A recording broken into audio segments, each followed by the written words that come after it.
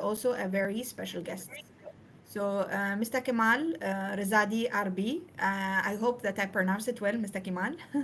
So, wonderful. So, today we are going to discuss a very interesting topic. I myself have a lot of questions on that. So, the topic today is means to an end. Is Islamic finance just or prosperous, specifically when we are speaking about Islamic finance from the context of financial inclusion for all community members and Ummah at large.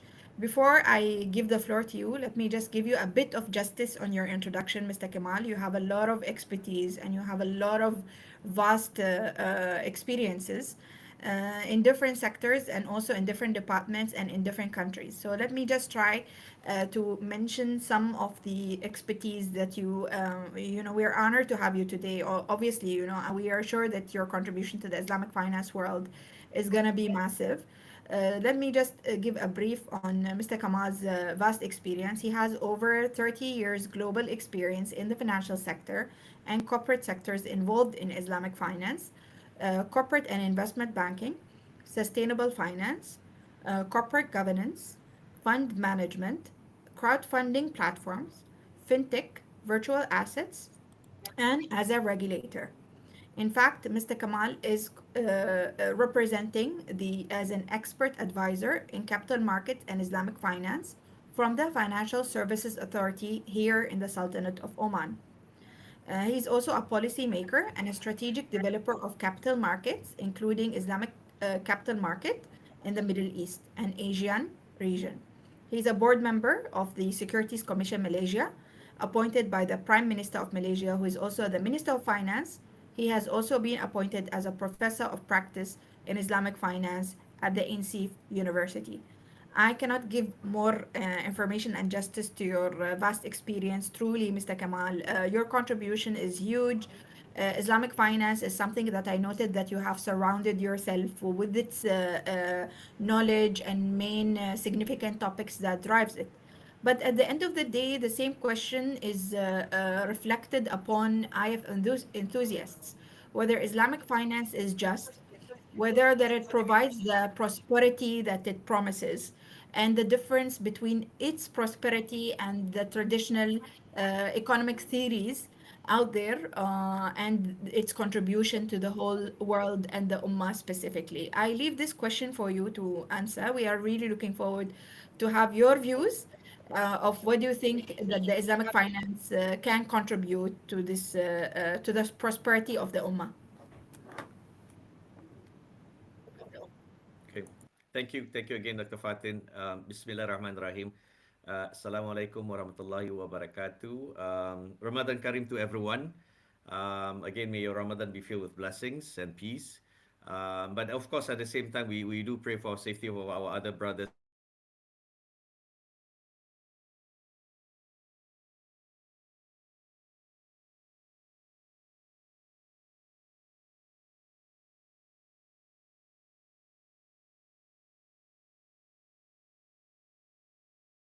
and sisters stream. Um, Sorry, are you able to hear me? Yes, I am. I'm able to hear you now. Okay. Oh, okay. Yeah, there's a bit of a technical issue, but like I said, I should repeat it. I should be interviewing Dr. Fatin, not the other way around. But then again, we are colleagues in the same industry, and of course, Dr. Fatin is also a well-respected figure in the industry itself. Um, Now, for today's reflection, I just wanted to touch back, about what we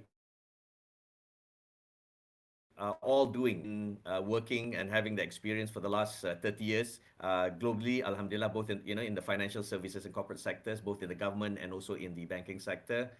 Um, but at the end, in doing all this, we always need to distinguish the forest from the trees.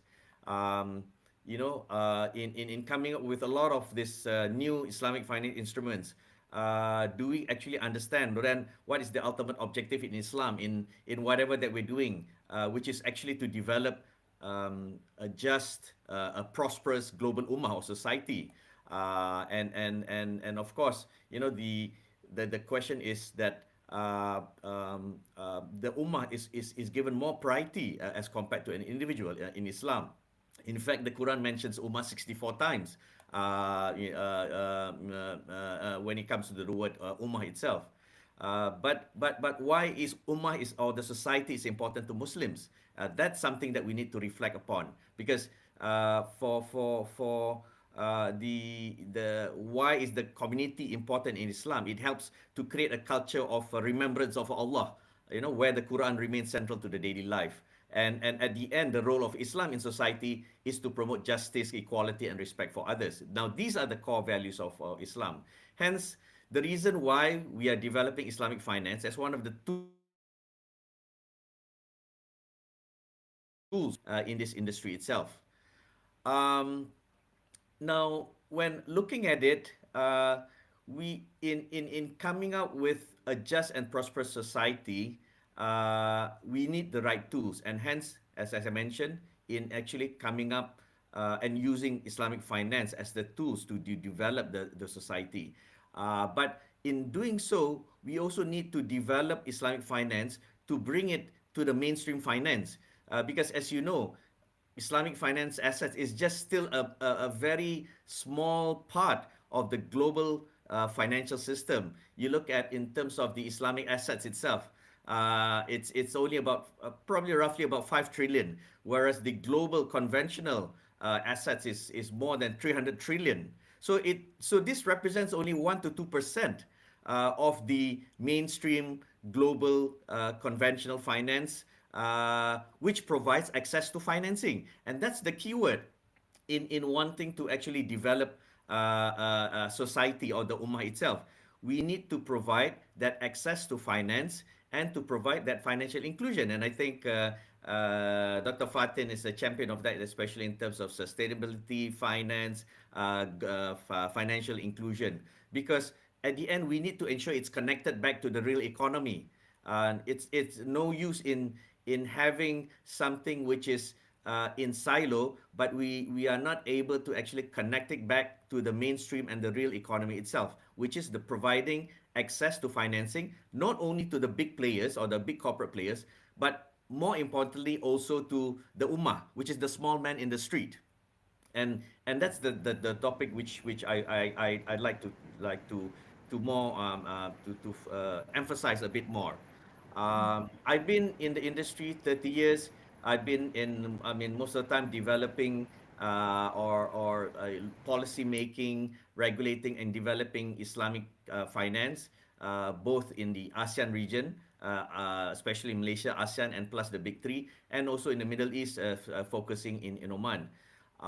From there, you know, we are able to actually make that comparisons, and some of the things that has been developed elsewhere should also be able to be actually established in some of the parts of the country. So one of the areas that we are looking at, it's not only just developing more on bonds, sukuk, equity or funds, which has been used more of the big players. But the question comes back to how do we provide that access to financing the small man in the street itself. Now, any Islamic finance market does not sit in a vacuum. It has an intention, right? As I mentioned, connecting back to the real economy. As at the end, it's a means to an end for economic development for the ummah, and also at the end meeting the maqasid sharia. What is the objective of sharia in the first place? And that is something that we have also been doing, which I have been involved in both in the Asian region and also here in Oman, especially in the GCC. At the end, enhancing financial inclusion is a key component of Islamic finance. And there are various things that we can actually do, i.e., there are various new financial instruments, including embedded finance. And this looks at, for example, BNPL, fintech, P2P lending, through crowdfunding, micro takaful, and that helps to actually play this role in actually providing this access to financing to the Ummah, to the small man in the street, to the SMEs. Um, Absolutely. yeah, yeah. So one of the key areas why we were actually doing this, besides yes, we have been focusing in developing some of the other instruments, the Islamic capital market. I'm sure some of my other colleagues have been talking about, having introducing fixed income instruments like sukuk into the market, Islamic equities, Islamic funds. But so far, these instruments have been more accessible to the big players, in the market itself. So how do we then actually provide that access to financing to SMEs, micro SMEs, to individuals needing financing to actually start up their business. So there was a shift in focus in looking at some of this embedded finance, and one of the key areas is actually looking at, for example, crowdfunding. So that's one of the things that we have actually introduced in Oman, Islamic crowdfunding. And I think one of the first players who actually established in Oman was actually an Islamic crowdfunding platform. Correct, Um, correct. and I think I am, in a way, proud to say that even the crowdfunding platform that we have established in Oman is actually something which is of a global nature, which is different than some of the other countries within the GCC. Why I say that? Because we allow platforms, for example, SMEs from other countries outside of Oman to actually raise their financing also from Oman. And possibly that is actually meant for the businesses in Oman itself. Why are we focusing on such instruments? Because at the end, it comes back to the economic vision of the country itself. Like, for example, in Oman, and I think Dr. Fatin is aware, I mean, we have Oman's Vision 2040, and under part of it, we earlier had what we call Tanfid, or National Program for Enhancing Economic Diversification. So there were key sectors that was part of the focus as part of the diversification. And some of the key areas was like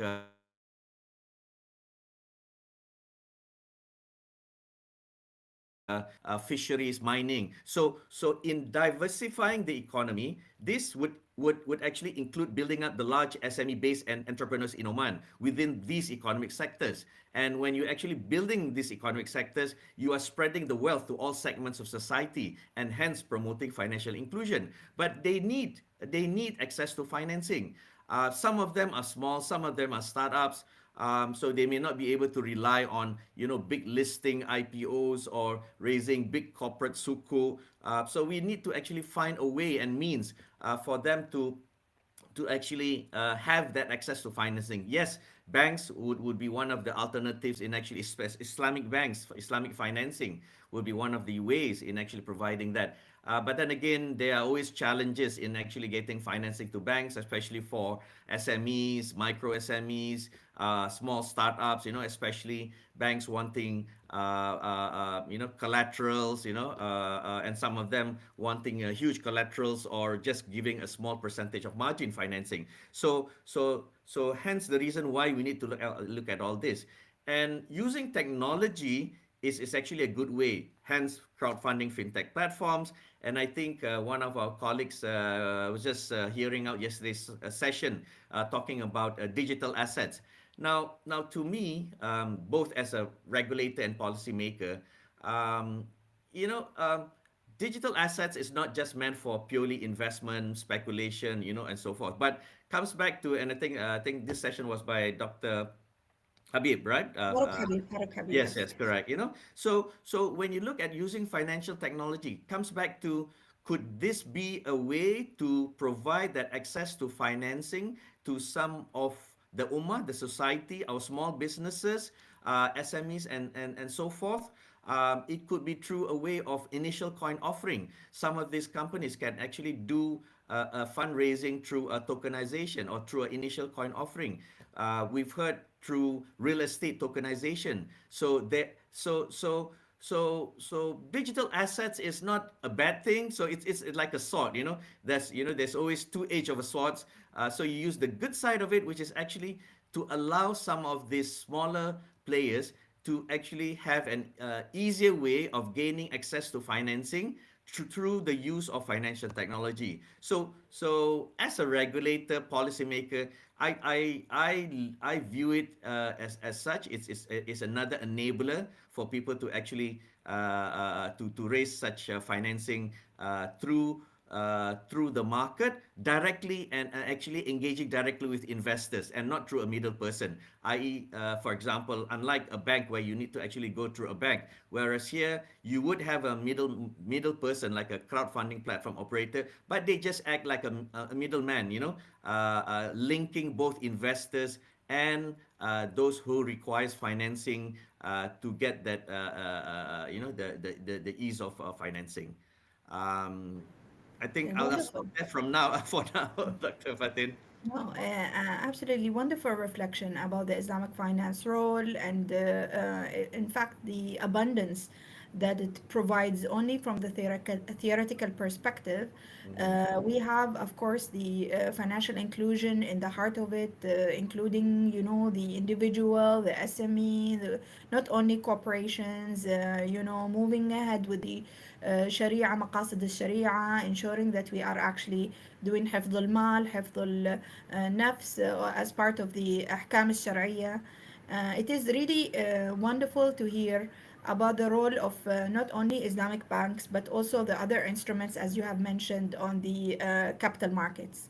And you have highlighted as well the technology, the part of technology. And since yesterday we had a wonderful session with Dr. Farouk Habib, he also mentioned about the digital assets. I'm really also honored that someone like you, Mr. Kamal, you have yourself supervised the rollout of the crowdfunding framework here in Oman, which I believe is one of the frameworks that assist and help us to further our financial inclusion agenda, specifically under the umbrella of Islamic finance. However, sometimes, the platform falls short when there is lack of initiative from the SMEs as well, or to take up, this funding strategy as opposed to, going to the banks and requesting for lending.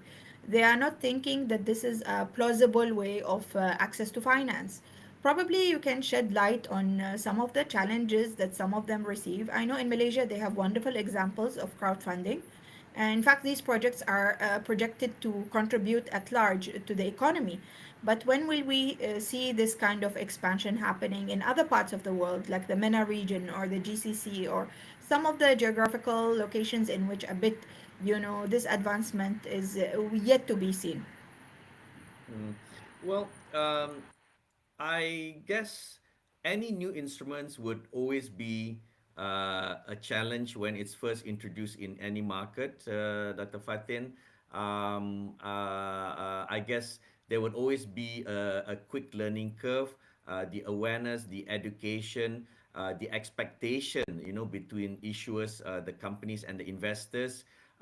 Similar to, I remember once when Sukuk was first introduced, even in Oman, some of the companies or even investors or the banks were asking what is actually a Sukuk, and they were actually, when banks or some of the companies were issuing Sukuk, they were asking, I will invest, but I want to have additional collateral, for it, So it was a learning curve for everyone, and likewise for crowdfunding. I guess it's still new to some people.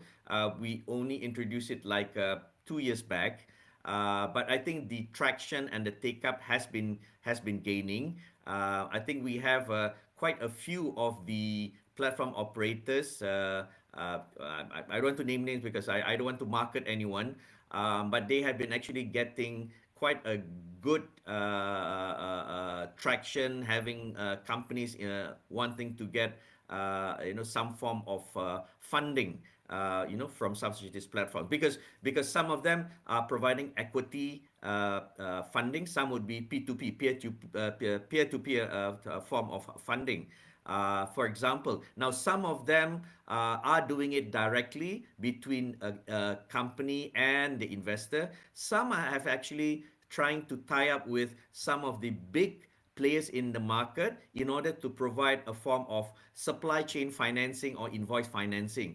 I give you an example. For example, a platform operator could actually link up with a good industry player, like for example OQ.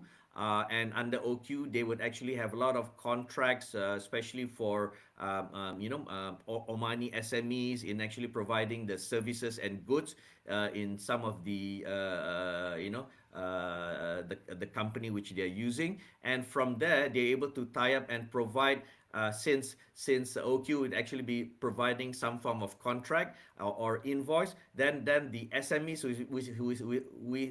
which has actually received that invoice could actually then sell it back or use it to collateralize or securitize it through a crowdfunding platform to get some form of invoice funding, and similarly through a supply chain funding. So those are one of the ways that SMEs can actually seek some form of funding from some of these crowdfunding platform operators.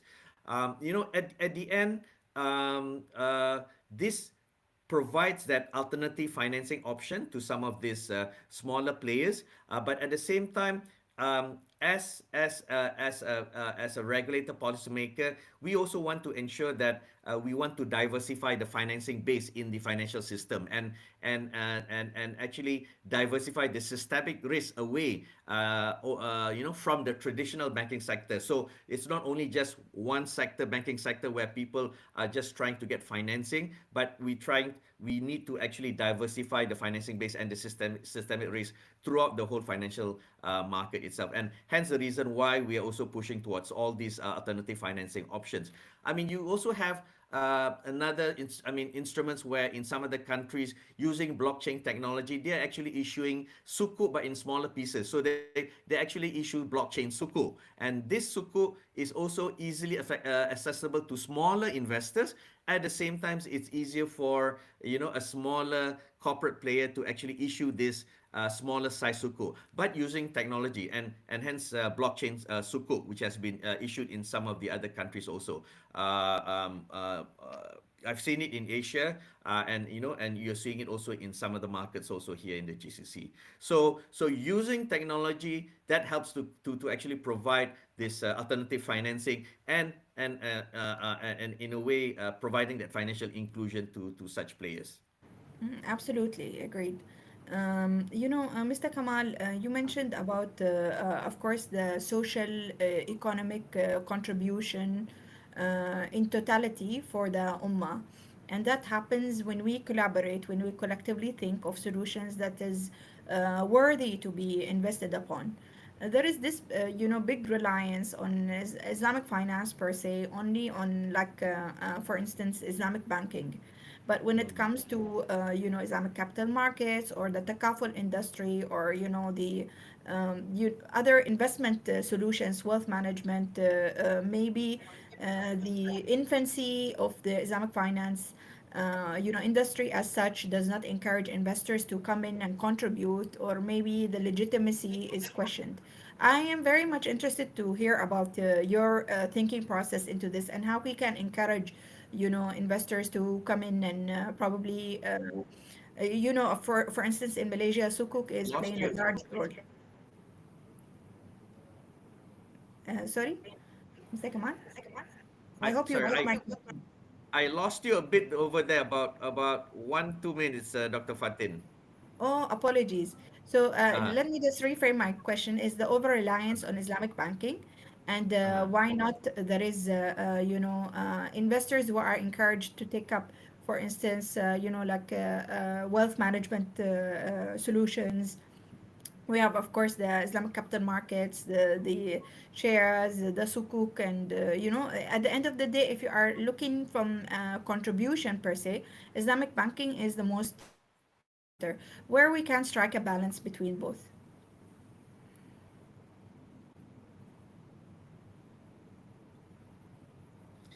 Um, well, again, each sector would have a different role to play. Market side, or whether even on the takaful side. And each sector would actually play a role depending on the growth of each company. right? Whether in each cycle of a growth of any company. Now,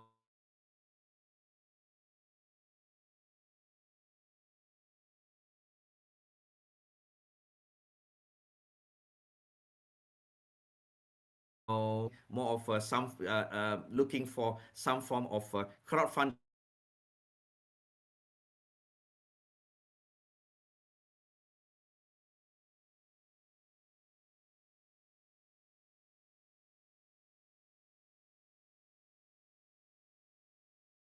in.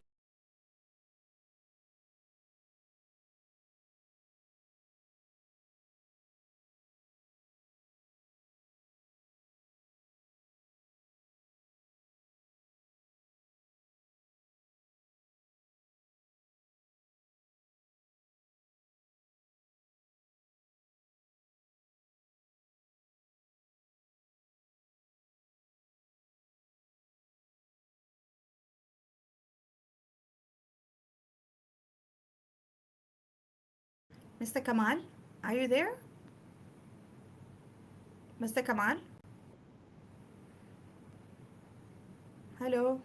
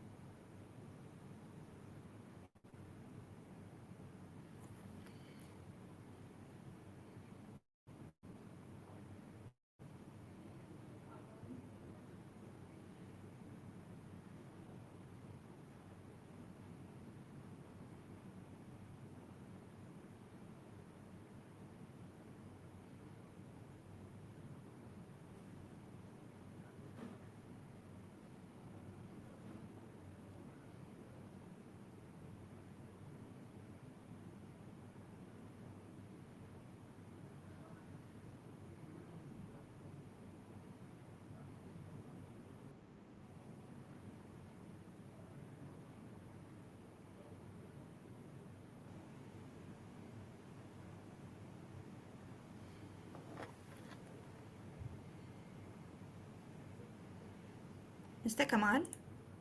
Mr. Kamal, hello? Apologies for audience members. Unfortunately, I cannot see Mr. Kamal. I think he has a connection issue. But this way or another, we did complete our 30 minutes reflection. Apologies, maybe the Q&A sessions we were not able to take, although there are very wonderful questions over here.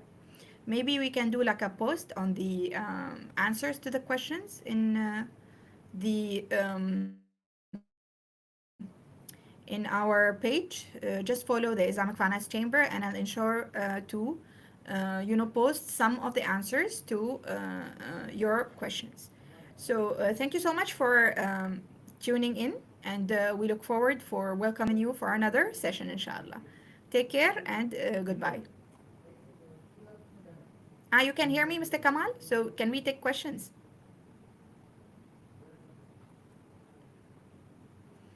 So you can hear me, but you cannot speak. I get it. So Mr. Kamal, I think we can. No, I can't hear you. Unfortunately, I can't hear you. I think it's a connection issue. So Mr. Kamal, I think let us do this. It was a wonderful session. We had, but we have wonderful questions as well. So I'm gonna send you the questions. Let me just copy and paste the questions, and hopefully we can answer through the Islamic Finance Chamber LinkedIn account to ensure that some of the questions are taken forward. So let us start. Yeah. So it's the growth areas. There is one question on growth areas, and there is one question on uh, strategy. Will you recommend to develop Islamic finance ecosystem in a country that considers itself as liberal? This is from Brother Abu Bakr. And then we have a question on the current Islamic finance practice versus the ideal practice from Sister Aisha. And then we have a question from one is on the next growth areas, which I have. So I think the best way to apologies for the connection issues, that we can post the answers to the questions in the LinkedIn page. Thank you so much for tuning in, and we look forward to welcome you in another reflection, inshallah. Take care, and we'll see you soon. مع السلامة. Bye bye.